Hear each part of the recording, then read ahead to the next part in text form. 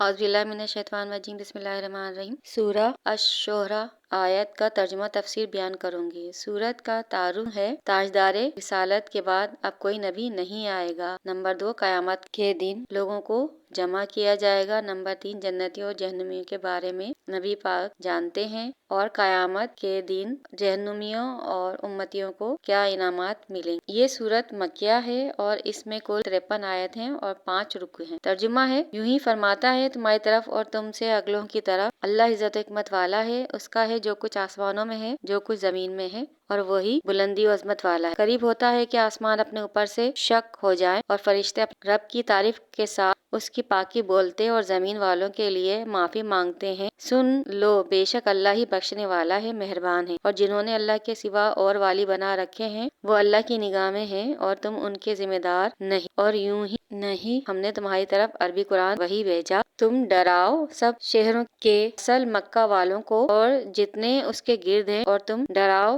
इकट्ठे होने के दिन से जिसमें कुछ शक नहीं, एक गिरोह जन्नत में है और एक गिरोह दोज़ख में है। और अल्लाह चाहता तो सबको एक दीन पर कर देता, लेकिन अल्लाह अपनी रहमत में लेता है जिसे चाहे। और जालिमों का ना कोई दोस्त ना मददगार। क्या अल्लाह के सिवा और कोई वाली ठहरा लिए हैं, तो अल्लाह ही वाली है और वो मुर्दे जिलाएगा और सब कुछ कर सकता है। तुम जिस बात में इख्तलाफ करो तो इसका फैसला अल्लाह के सुपुर्द है। ये है अल्लाह मेरा रब, मैंने इस पर भरोसा किया और मैं इसकी तरफ रुजू लाता हूँ। तफसीर है, हा मीम आ सीन का, इन हुर्फ का ताल्लुक हुर्फ मक़तात से है। उनके मानी और जुदा जुदा बयान करने की हिकमत सिर्फ अल्लाह ही जानता है। और अल्लाह नबी से मुखातिब होकर फरमा रहा है कि ए हबीब सल्लल्लाहु अलैहि वसल्लम, आपसे पहले अम्बिया को भी गैबी खबरें हमने वही फरमाई थी। अल्लाह पाक की इज्जत और हिकमत वाला है और जिसे चाहे बुलंद मर्तबा कर। आपके बाद अब कोई नबी नहीं बन सकता। इससे मालूम होता है कि आप सल्लल्लाहु अलैहि वसल्लम के बाद कोई नबी नहीं आ सकता।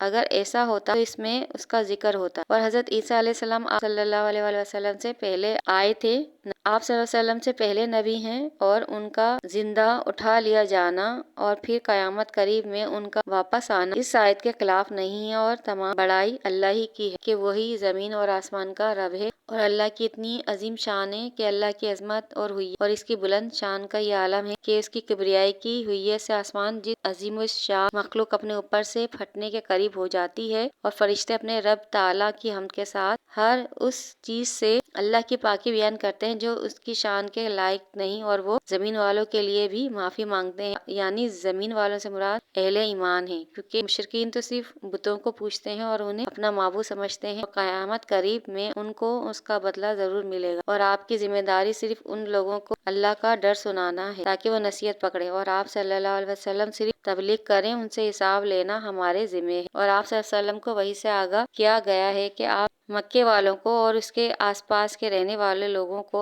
अल्लाह की वहदानियत और उसकी इबादत का दर्स देते रहे। और क़यामत में जमा किया जाना से मुराद है कि उस रोज अल्लाह रूहों को जमा करेगा और जिस्मों को और अलग अलग जमा करेगा। और अमल जो अच्छे होंगे उनको अलग जमा करेगा, जो बुरे अमल होंगे उसको अलग जमा किया जाएगा। जालिम और मजलूम को जमा किया जाएगा और काफिरों का कोई मददगार नहीं होगा, क्योंकि उम्मतियों और काफिरों का फैसला अल्लाह क़यामत के दिन ही करेगा। क्योंकि उस दिन सिर्फ अमाल का बदला दिया जाएगा और उनके की सजा उन्हें मिलकर रहेगी। तो हमें और आपको बुराइयों से बचने की अल्लाह तौफीक अता फरमाए। ये पहला हिस्सा था, बाकी अगला हिस्सा आइंदा वीडियो में बयान करूंगी। ये वीडियो पसंद आ रही है तो लाइक और शेयर कर दें और सब्सक्राइब कर दें। मुझे दुआ में याद रखें। अल्लाह निगहबान।